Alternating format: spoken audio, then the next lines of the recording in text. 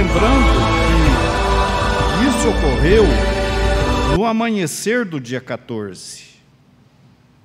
No início do 14, dia 13, foi morto o cordeiro, eles passaram o sangue nas vergas da porta, aí meia-noite veio o destruidor, começou a matar todos os primogênitos do Egito, né?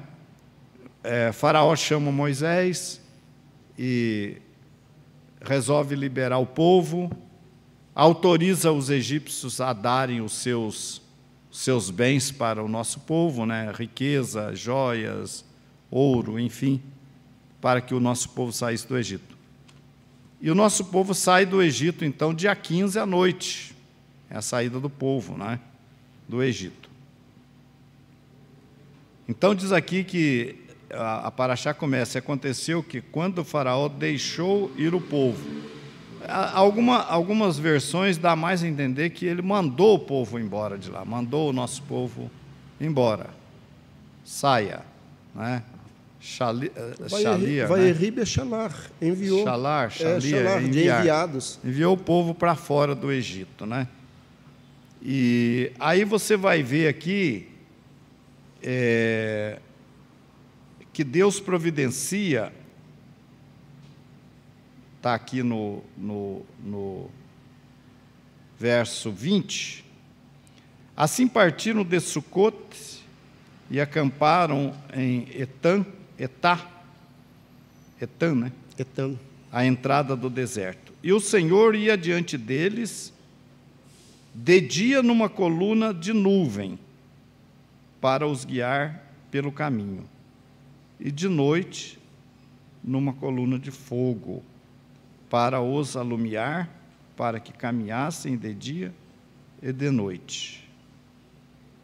Nunca tirou de diante da face do povo a coluna de nuvem de dia, nem a coluna de fogo de noite. Então, o que você vê aqui? A nuvem, ela servia, ao mesmo tempo que ela servia de guia, para dizer para onde o povo deveria ir, porque a ideia de Faraó, você vê que Faraó foi atrás do povo, né? É uma coisa curiosa, uma coisa...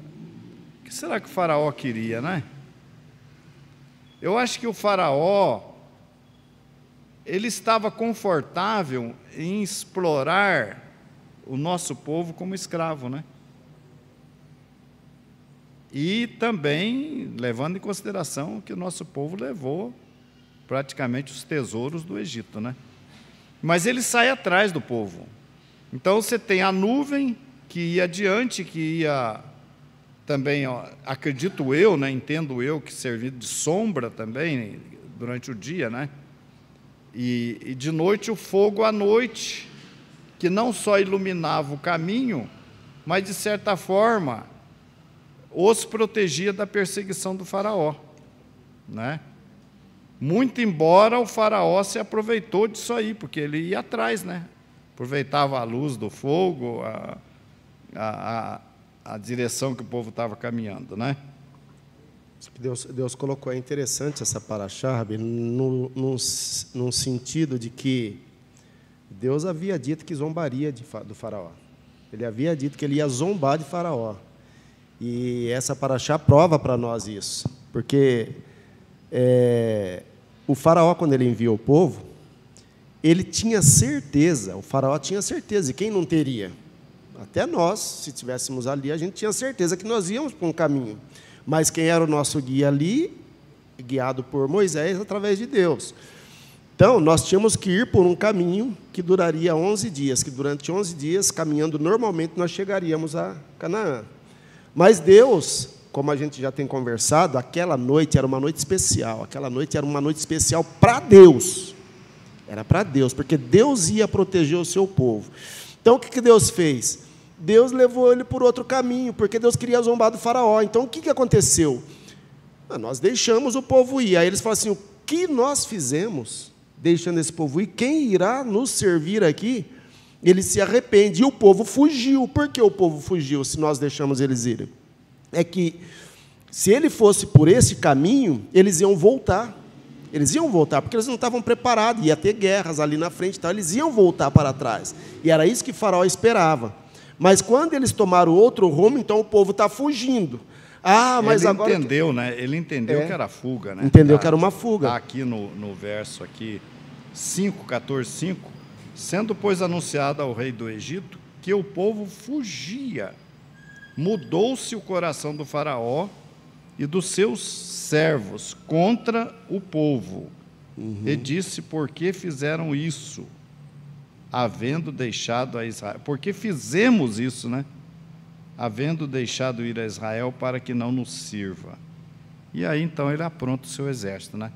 Então, ele entendeu que era uma fuga, porque ele se arrependeu depois, porque o Egito se acabou.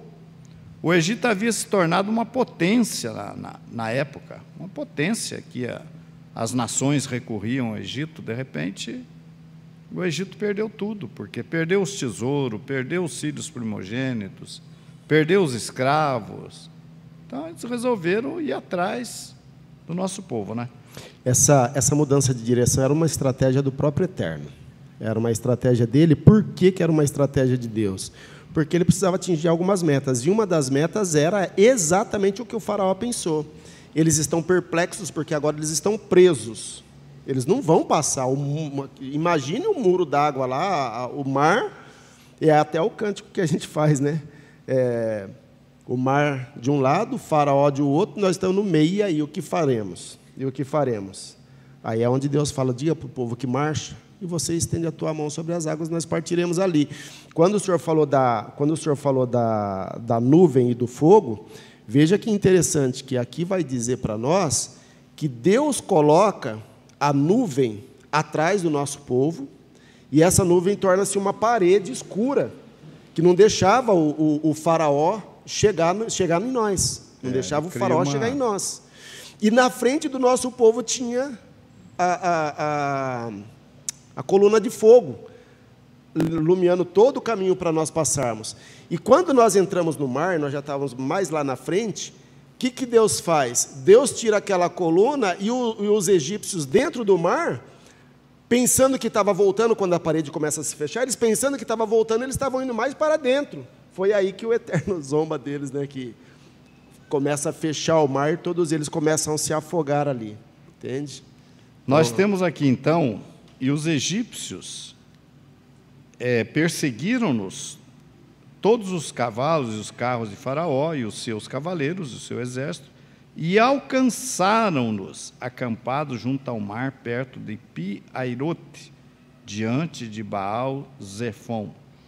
E chegando Faraó, os filhos de Israel levantaram seus olhos, e eis que os egípcios vinham atrás deles, e temeram muito. Então os filhos de Israel clamaram ao Senhor, e disseram a Moisés, não havia sepulcros no Egito para nos tirares de lá, para que morramos nesse deserto? Por que fizesse isso? Por que nos tirasse do Egito? Você vê que o povo, né, sempre é o povo, né? O povo sempre vai ser fraco, né?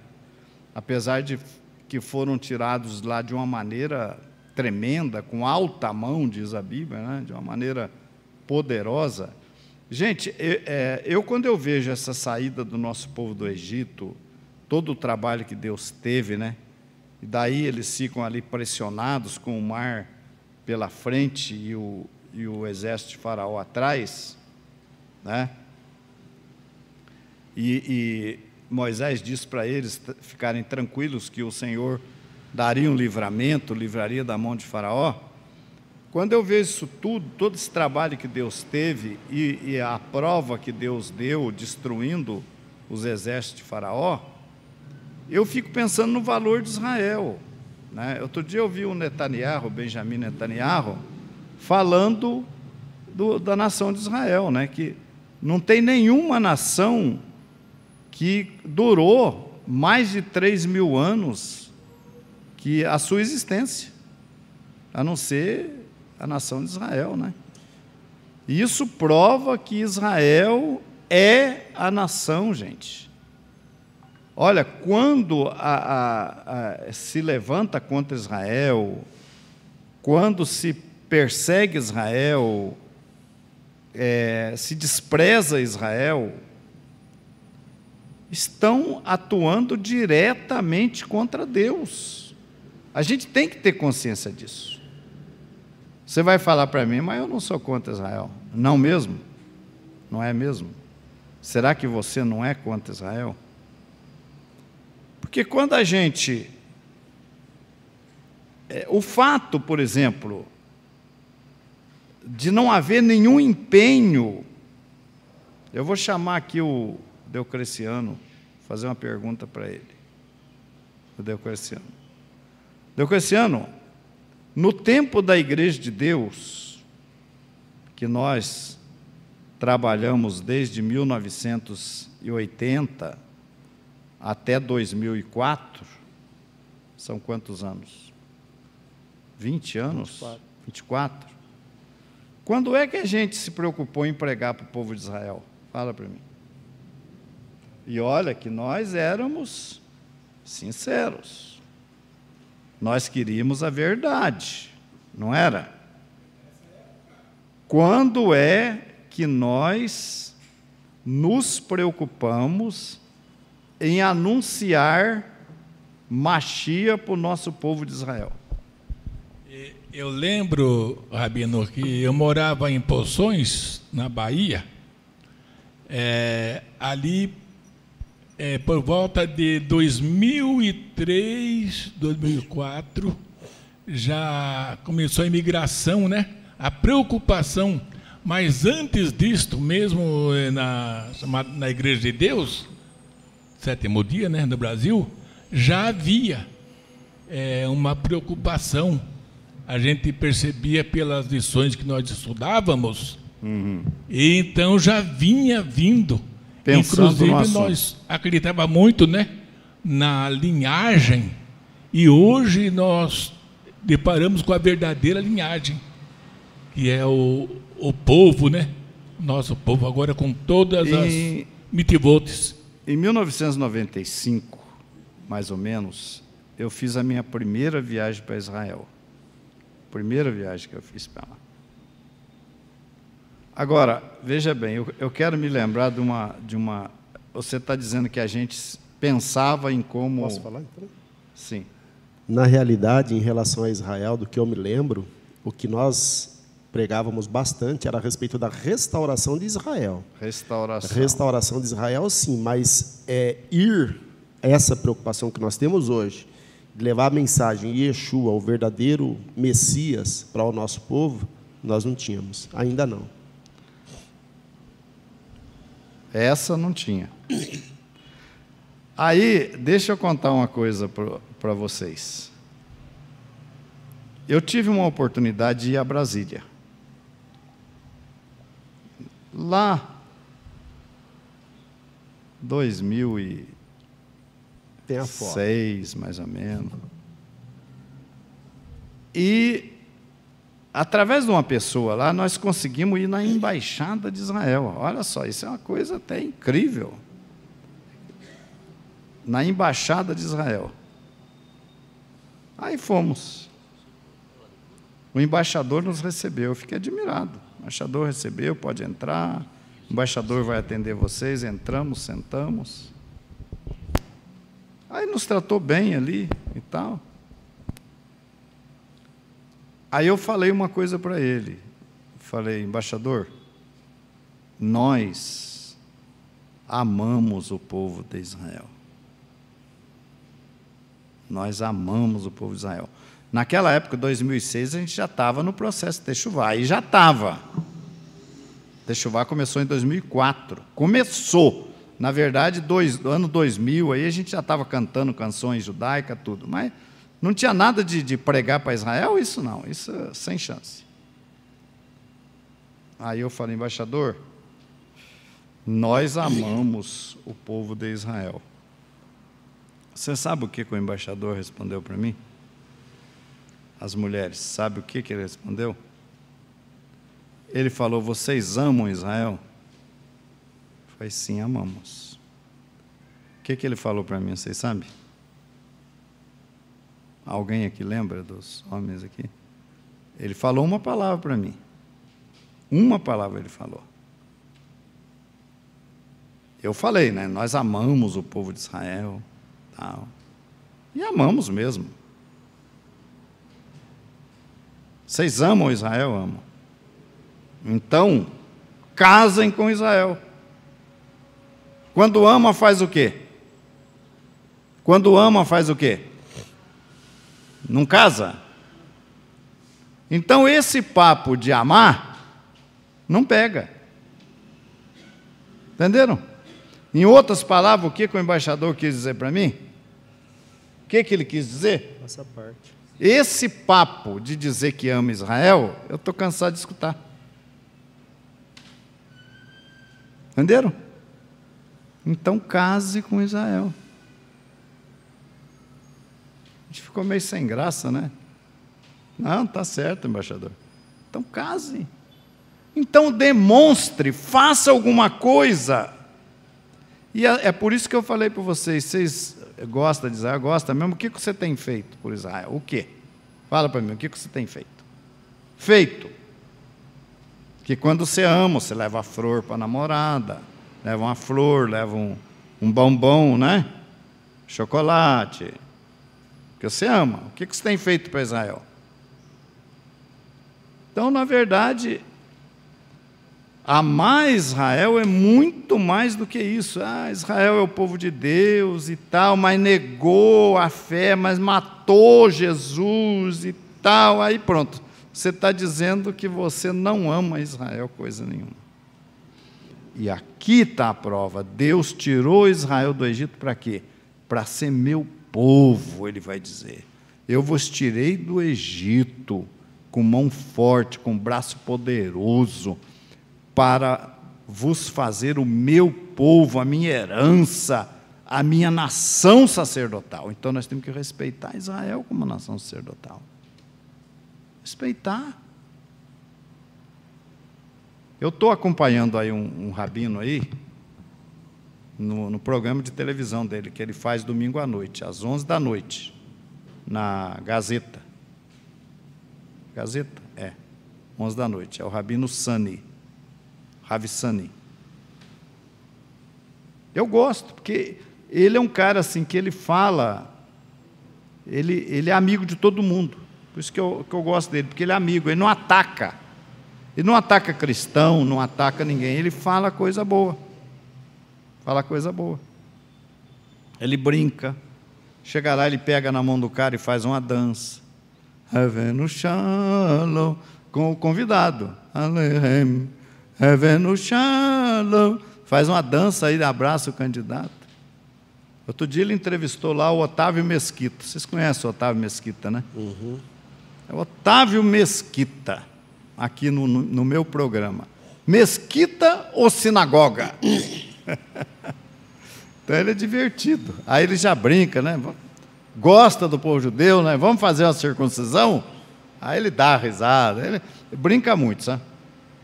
Mas é o quê? Aí eu mandei, e eu mando como rabino, mandei um alô para ele, ele respondeu. Ele tem respondido a minha mensagem. Assim, pequena frase, né? Ele responde. E ele já, com certeza, ele sabe que eu sou rabino messiânico. Sabe, não é bobo. Né? Então a gente tem que ter esse amor por Israel, porque Israel é a nação sacerdotal. Tá? Deus não fez aquilo tudo em vão para depois abandonar Israel e escolher os gentios, que não cumpre Torá, que não cumpre coisa nenhuma, para ser povo dele. Abandonou Israel para adotar o gentio que não quer nada, com Torá, com Bíblia, com festa judaica, não quer nada com nada. Tudo isso que Deus fez aqui foi tudo perdido, viu? Isso aqui tudo perdido. Porque não é Israel mais que é. A nação sacerdotal hoje não é mais Israel, né? São os cristãos, né? Então Deus perdeu o tempo dele, não perdeu? Não perdeu? Se ele fez isso tudo aqui para Israel ser... Aí eu estava fazendo esse podcast. Um trabalhão desse daqui, ele tira uma nação dentre outra nação, nunca fez assim com nenhuma outra, e de repente ele abandona essa nação e agora, do nada, aparece aí um povo que é o povo de Deus, que está no lugar daquele, porque agora eu sou espiritual, porque o físico não existe mais, né? Eu estava fazendo um podcast com essa cantora lá dos Estados Unidos, e aí eu falei com ela isso, né? Ela falou, pois é, Rabino, está escrito lá em Zacarias que virão homens, 10 homens de todas as nações, que é um minian, né? 10 é um minian, representando todos os habitantes da terra, né? Isso é 10, e tocarão no tzitzit, na franja do vestido de um judeu, o tzitzit. E para tocar no tzitzit, quer dizer, veja bem, por exemplo, eu estou aqui, o meu tzitzit,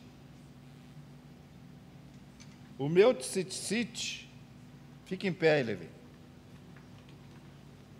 é curto. Agora, se eu falar para o Levi, Levi, toca no tzitzit, no meu tzitzit, olha o que ele fez.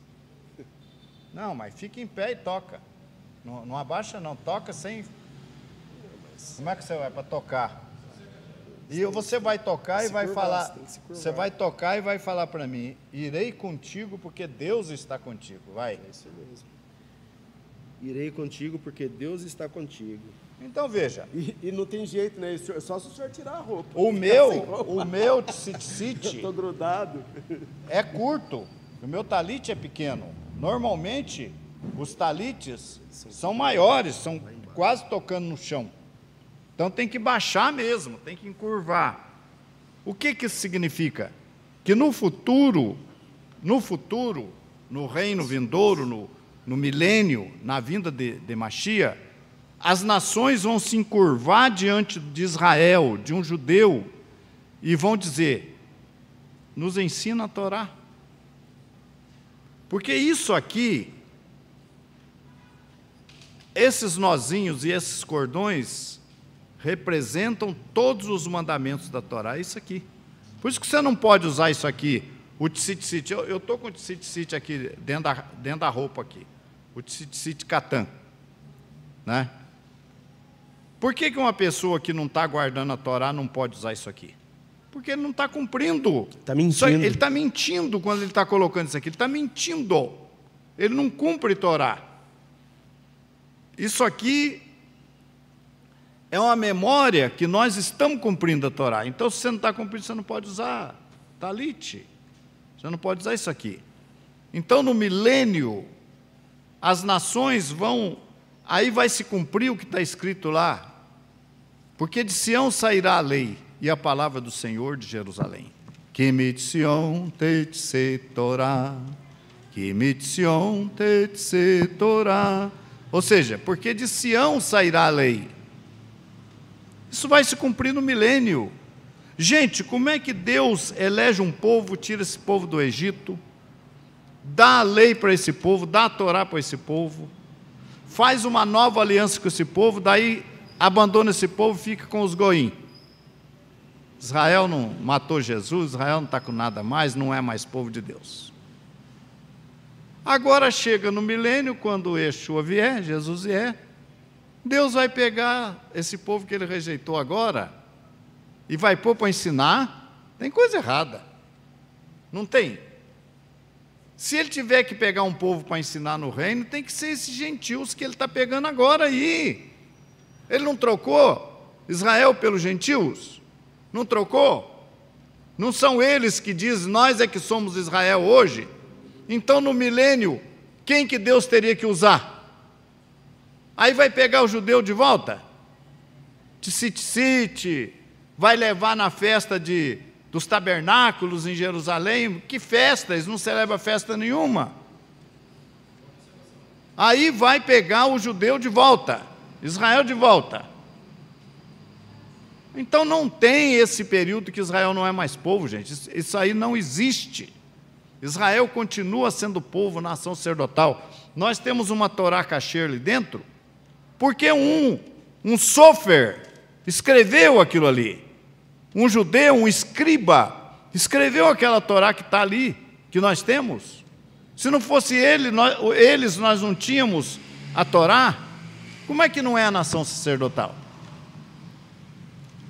Então, quando eu avalio Deus tirando o nosso povo do Egito, eu avalio que Deus não ia jogar por terra todo esse trabalho que ele teve. Entenderam? Então é por isso que vai se cumprir Zacarias 8:23. Virão homens de 10 nações, 10 homens, que é um miniã, uma representação, e pegarão na orla do vestido no judeu. Para isso vão ter que se encurvar, vão ter que reconhecer, não adorar o judeu, não é isso não. Vão ter que se encurvar e dizer: olha, Deus está com vocês. Eu reconheço que Deus está com vocês. Agora eu entendo o embaixador. Ah, você ama Israel? Então casa. Você ama? Então casa, então reconheça. É isso. Entenderam? Inclusive diz que naquele dia toda a terra se encherá do conhecimento de Deus. Como que toda a terra se encherá do conhecimento de Deus? Através da nação que ensinará. As nações. Essa nação chamada Israel ensinará todas as outras nações. E, inclusive diz que aquele que não subir a Israel para adorar o eterno nosso Deus, para ele não virá chuva, para ele não virá nada. Então, obrigatoriamente eles terão que ir, para que sejam abençoados, inclusive, né? Para que sejam abençoados. Um outro fato interessante quando a gente fala essas coisas é que quando se trata da nação de Israel, como disse o Rabino, se não tiver, a gente volta lá naquele homem que estava lendo a passagem lá na Brit Hadashah, e alguém chega e pergunta para ele: entende você o que lê? Ele falou assim: como posso entender se não há quem explique? Então, se não tiver quem ensine a Torá para as nações, eles não vão aprender, porque a Torá não vai vir assim do nada, como não veio do nada. Moshe teve que subir no monte, não é isso? Moshe teve que subir no monte, o povo, inclusive, pensou que Moshe já havia morrido, criaram um bezerro de ouro, porque achou que tinha perdido o seu líder. Tudo isso ele fez, 40 dias, para trazer o que para nós? Segundo alguns estudiosos, né, que faz até uma alusão, porque como ele foi para cima, diz que ele subiu ao céu. Não foi ao céu, a gente sabe que foi no monte, mas é interessante até essa forma deles falarem, porque ele subiu a Deus, e Deus desceu a ele também. Então, isso nos faz a menção também da vinda do nosso Mashiach. O nosso Mashiach, quando ele voltar também, Yeshua, vai ser a mesma coisa que houve com Moisés e Deus. Moisés sobe até um ponto e Deus desce até um ponto. E ambos se encontram. E diz que aquelas leis, aquelas tábuas que Deus deu, entregou nas mãos de Moisés, é exatamente a Ketubá. É a Ketubá, ou seja, casamento, né? é o certificado de casamento entre Israel e Deus. Entre Israel e Deus. E o Mashiach também, irmãos, quando ele voltar vai ser a mesma coisa. O Mashiach vem até uma altura e nós subimos até outra altura. Encontramos com ele e ali se dá um casamento. E descemos juntos para o monte, o mesmo monte, onde ele subiu, que é o Monte das Oliveiras. Que é chamado pelos cristãos de as bodas do Cordeiro, né? Justamente. Esse encontro aí da noiva com o Mashiach. Diga, Mihaela. E esse ponto que você falou aí, Rabino, é mais uma prova, essa que você falou aqui, os judeus viram todas as nações e pegaram na orla do judeu, né? É mais uma prova porque temos outra de Jeremias, né? Que quem mudar as estações, aí Deus deixará de ter ele como povo. É mais uma prova que é reforçando Jeremias, né? Porque os cristãos que falam isso, que Israel não é mais, eles não usam talit hoje, por exemplo, né? É mais uma prova que é Israel, entendeu? Se fosse eles, pelo menos eles usariam hoje esse talit, né, para que as nações pegassem na orla do judeu, né? É mais uma prova simples, mas que desmonta qualquer comentário. Não é Deus que as nações rejeitam, não é Israel, é Deus, entendeu? Rabino, quando eles rejeitam Israel, fazem isso tudo com Israel, estão negando a Deus, estão rejeitando a Deus. Explica mais uma coisa para a gente aqui. Vamos nos ater um pouco ao que dizem, inclusive alguns irmãos nossos messiânicos. Se o goi pode continuar goi, não precisa, inclusive, Brit Milá e nem cumprir algumas mitzvot. Como que porque essas nações, eu entendo que elas são nações, porque o nome goi, não no pejorativo, o nome goi é nação. Goi é nação. Então, como é que essas nações vão cumprir Torá no milênio e não precisa cumprir Torá hoje? E outra coisa, em relação àqueles que dizem que a Torá, que a lei deixou de existir, se a lei será a mesma, como é que vai fazer então? Hoje não, e naquele dia sim? Como que explica isso? Como é que vai restaurar a lei que Deus aboliu hoje, né?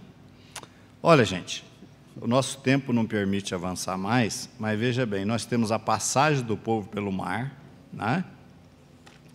O afogamento dos gentios, dos egípcios no mar, não é? E eu vou ler o 30 para a gente ganhar tempo, né? 14:30. Assim o Senhor salvou Israel naquele dia das mãos dos egípcios. Israel viu os egípcios mortos na praia do mar. E viu Israel a grande mão que o Senhor mostrara aos egípcios, e temeu o povo do Senhor, ao Senhor, e creram no Senhor e em Moisés, seu servo. Está vendo? É uma coisa até interessante, que creram no Senhor e em Moisés. Está vendo? Credibilidade. Então cantou Moisés e os filhos de Israel este cântico ao Senhor, e falaram dizendo: cantarei ao Senhor, porque sumamente se exaltou. Lançou no mar o cavalo e o seu cavaleiro. O Senhor é minha força e meu cântico. Ele me foi por salvação. Este é o meu Deus, porquanto lhe farei uma habitação. Ele é o Deus de meu pai, por isso o exaltarei. O Senhor, o Eterno, é varão de guerra. O Eterno é o seu nome. Lançou no mar os carros de Faraó e seu exército. E os seus escolhidos precipitaram, os seus escolhidos príncipes afogaram-se no mar vermelho.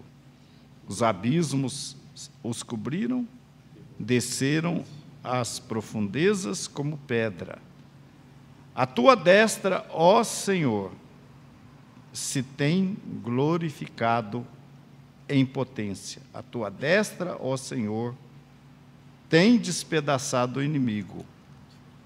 E com grandeza da tua excelência, derribaste os que se levantaram contra ti. Enviaste o teu furor, que os consumiu como restolho.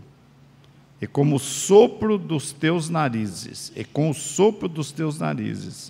amontoaram-se as águas, as correntes pararam como um montão, os abismos coalharam-se no coração do mar. O inimigo dizia: perseguirei, alcançarei, repartirei os despojos, fartar-se-á a minha espada, e a minha mão os destruirá.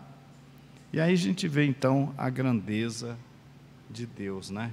A grandeza da destruição, a alegria de Moshe Rabbeinu pela vitória.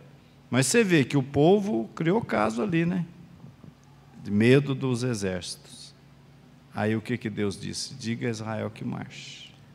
É o que nós temos que fazer. Se o senhor lesse mais um pouquinho... Não, pode ler. Se o senhor lesse mais um pouquinho, o senhor ia chegar no Micamor, Rabaelim, Adonai. Micamor. Pode ler. Aí, o versículo 11. Micamor, Rabaelim, Adonai, Michamor, Hanedar, Bakodesh, Norá, Terlot, Osefeler. Norá, Terlot, Osefeler. Então, esse aqui é o cântico que a gente faz. Assim que a gente termina o Shema. Assim que a gente termina o Shema, a gente engrandece a Deus com esse cântico aqui. Então, vamos cantar o Mihamorra para nós nos despedirmos? Bora lá. E para irmos para o Kiddush, vamos cantar o Mihamorra, né? Quem é como o Eterno, né? Não há Deus como o nosso Deus, né? Mihamorra, Baelim, Adonai. Vamos ver se cantamos e adoramos a Deus.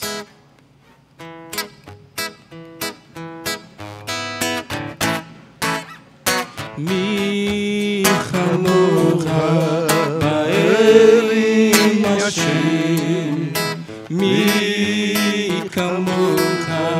Nedar Bakodesh, Mihamorra, Baelim, Hashem, Mihamorra, Nedar Bakodesh, Norate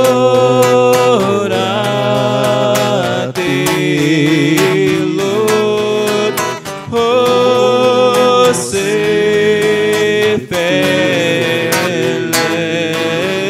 Norate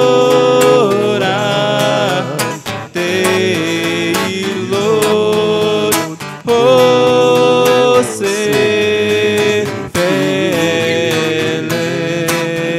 Mihamorra, Baelim, Hashem, Mihamorra, Nedar Bakodesh, Mihamorra, Baelim, Hashem, Mihamorra, Nedar Bakodesh. Baruch Hashem. Amém. Amém. Seja Deus. Nós encerramos esse serviço de Shacharit. Agradecemos a todos os internautas que estiveram conectados conosco. Que o Eterno nos abençoe. Shalom para todos. Vamos descer. Shabbat Shalom.